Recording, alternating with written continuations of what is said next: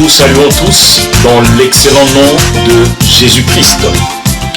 Il y a un temps pour tout, comme dit l'Ecclésiaste. Et aujourd'hui, nous allons parler des étudiants. Il y a un temps pour apprendre, il y a également un temps pour aller en vacances. Chacun d'eux est censé connaître son niveau à partir des résultats révélés par le prof après les épreuves.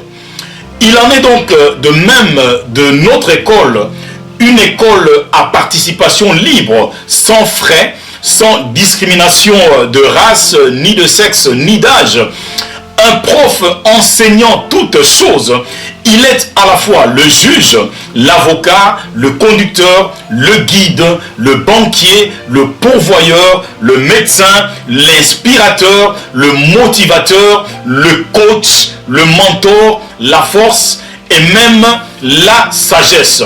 Ce prof connaît les absents, les présents, les retardataires, les déserteurs et même les vacanciers. Nous allons remarquer une chose, que grande est sa surprise de constater que son école continue à être vide de participants. Donc cela veut dire que peu d'étudiants sont présents, d'où le taux de réussite laisse à désirer. Mais pourquoi est-ce que je dis ainsi? Parce que ils auraient dû faire, n'est-ce pas, de toutes les nations des disciples. Donc ces étudiants-là ont fait naufrage à la discipline du maître. Continuons à dire ceci, c'est une école sans écolier, un enseignant sans élève, un professeur sans étudiant, un conducteur sans passager ou encore un guide sans suite. Les étudiants ont déserté, personne ne répond à l'appel, chacun vaque à ses occupations et les intérêts du royaume sont mis de côté.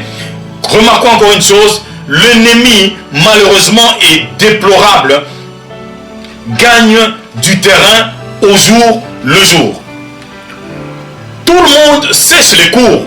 Celui qui est censé enseigner toutes choses, le voilà assis tout seul, sans étudiant. Chacun disparaît de son poste. Les étudiants prolongeant donc leurs vacances et dire que c'est le seul et l'unique prof qui accompagne les étudiants même dans leur lieu de vacances. Combien donc, posons-nous la question, est ta moyenne? Combien de temps cela dure-t-il? Quel diplôme as-tu obtenu? Non, je ne parle pas des diplômes des écoles théologiques ou rabbiniques. Nous parlons ici de l'évaluation du Saint-Esprit, c'est-à-dire du véritable témoignage de Jésus-Christ.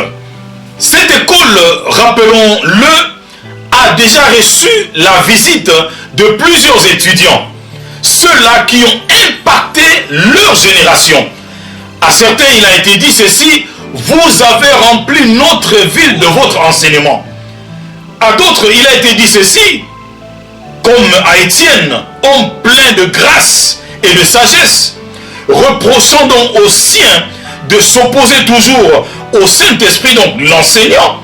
Ce dernier rapporte ceci de lui, rempli du Saint-Esprit et fixant le regard vers le ciel, il vit la gloire de Dieu et Jésus non pas assis mais debout à la droite de Dieu. Ces garçons donc avaient obtenu la note supérieure. Pourquoi ne pas dire ainsi un mot sur celui qui éprouva la mort d'Étienne, devenu plus tard l'étudiant le plus assidu, le plus régulier donc au cours, sinon à l'école du Saint-Esprit. Son admission ayant été validée sur le chemin de Damas, lorsque une lumière venant du ciel resplendit autour de lui, nous rapporte donc la parole de Dieu. Il n'y a pas de stage sans étude, il n'y a pas non plus d'études sans stage. Actes chapitre 13 verset 2, la Bible nous rapporte ceci, pendant que les prophètes et les apôtres servaient le Seigneur dans leur ministère et qu'ils gênaient à l'école donc du Saint-Esprit, la voix de ce dernier retentit, la voix du prof retentit disant, mettez-moi à part Saul et Barnabas pour l'œuvre à laquelle je les ai appelés. Là, nous remarquons, c'était l'approbation de leur admission à un niveau supérieur de l'école. Puis, il a été dit de ce duo, les dieux sous formes humaines sont descendus vers nous. Puis, ces gens qui ont bouleversé notre monde, c'est-à-dire les véritables étudiants de l'école du Saint-Esprit. Plus tard, il a été dit de Saul, devenu Paul, je t'ai établi pour être la lumière des nations, pour porter le salut jusqu'aux extrémités de la terre. Pourquoi lui a-t-il dit ainsi? Parce que celui qui donna cet ordre à Paul l'a ainsi donné aussi à tout véritable étudiant de l'école du Saint-Esprit, disant ceci, vous serez mes témoins jusqu'aux extrémités de la terre. Un vrai témoin, un vrai étudiant ne brosse pas les cours. Il voit ce que fait le maître ou le prof. Il est mis à part par le prof. Il est envoyé par le prof. Il bouleverse son monde en son temps. Il voit comme le prof voit la grande moisson qui blanchit déjà. Il voit le peuple qui sont perdus, les non atteints et les mal atteints. Il voit également les languissants. Que dire encore? Le temps nous manquerait de parler du plus grand, du meilleur étudiant que l'école du Saint-Esprit a connu, avec une note supérieure, une note au-dessus même de l'excellence. Il a été dit de lui, il fait toutes choses à merveille. Il a été dit de lui, jamais homme n'a parlé comme lui. Il a été dit de lui, qui est celui-là à qui le vent et la mer obéissent?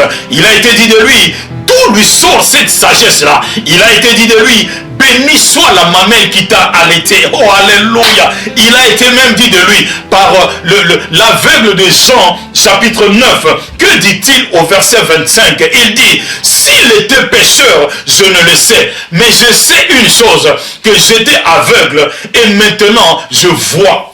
Je clôturerai donc ce message en nous questionnant, en nous posant donc des questions.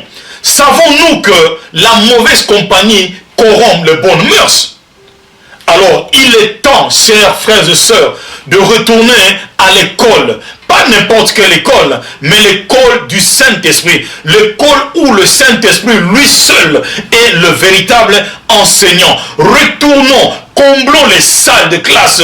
Arrêtons l'école buissonnière, l'école de vagabondage spirituel. Pourquoi?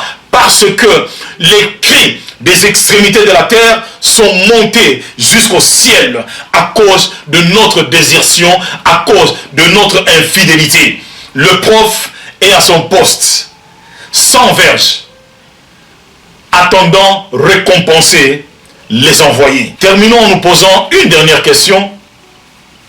Seras-tu le bon et fidèle serviteur ou alors le mauvais et l'infidèle serviteur? Soyez tous bénis, soyez fortifiés.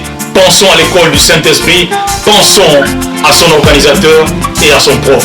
Au nom de Jésus-Christ. Amen.